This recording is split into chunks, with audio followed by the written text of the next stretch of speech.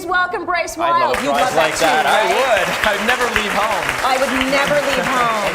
Natural health guru. We want to talk a little bit about detoxes and cleanses. A lot of people just picture a big vat of cabbage soup or the maple syrup with the cayenne pepper and the lemon juice. Cleanse. Yeah, a lot of us do. We fall into that little bit of a sort of fattish trap. You know, Beyonce lost a lot of weight, about 20 pounds or so doing the master cleanse. That Dream maple girl, syrup. she looked amazing. She does, and she did. I don't know, she 20 more pounds. She looks amazing to me.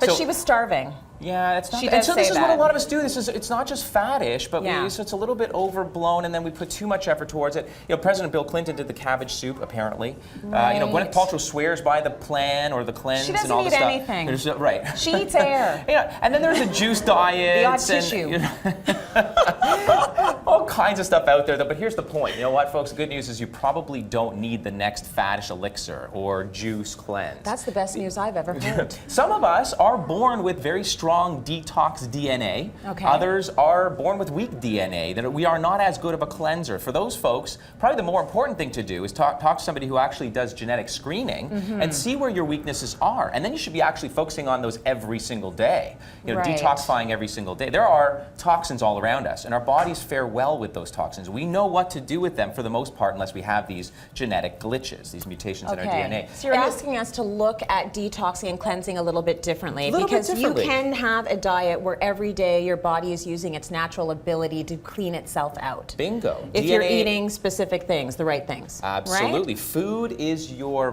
best arsenal. You know, supplementation can adulterate or bump up that food if you, of course, need it. And the idea, the question should become these days with the technology we have, do I really need that extra advantage? And we'll go through some reasons why you might. No, so as elusive as, for example, burning your meat, or like we like to enjoy a barbecue. Who doesn't? I do as well. This is what I made last night. This is my grilled lamb here. But on this grilled lamb, there are HCAs, or heterocyclic amines, and there are, you know, PHCs and all kinds of chemicals on this that actually hinder our liver. Okay. You know, even, you know, invisible here off this granite, there is radon gas. Some of us don't. It's second leading cause, by the way, of lung cancer.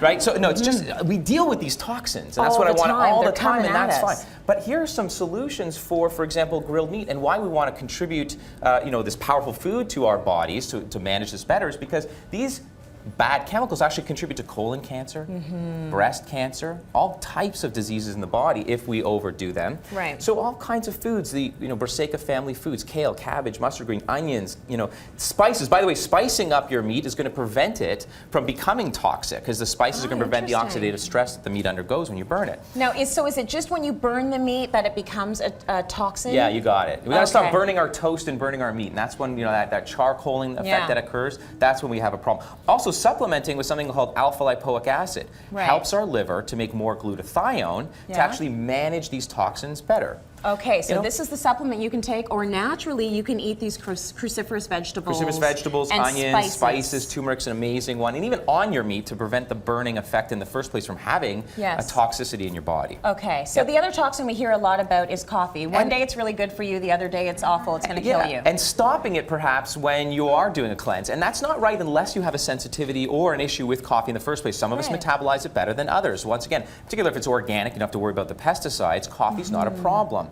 One way to help clear it from the system is called acetyldenazomethionine, or SAMe. Okay. SAMe is actually a great, very powerful cleanser in general for the liver. Again, it upregulates or increases your own ability to cleanse. But again, there's a gene that dictates whether or not you're good at cleaning out coffee. So you should go get that tested. Very easy to test. 23andMe, by the way. 23 the number and me.com. Great overall DNA assessment for $100. $99. Very good. Okay. Alcohol, we all love it. I've heard a few things about this stuff being bad for you. Right, but we're all going to do it anyways. And in moderation, by the way, but some of us have a very hard time cleansing.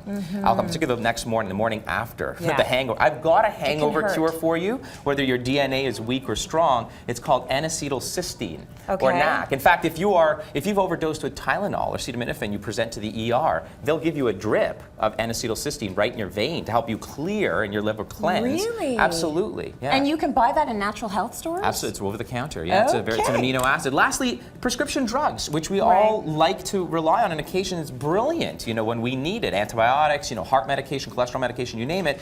But our livers have to manage this as well. After 3 prescription drugs or more, there's a 100% guarantee of crossover. The liver is burdened, okay? So we want to detoxify or help the liver along. One thing that does help is milk thistle. Oh, really? Milk thistle is excellent to help the liver detoxify. There are taking a lot of prescription drugs every single day. 100%, and many more than 3. Now, before starting anything, always speak to your family physician whether or not this is okay for you.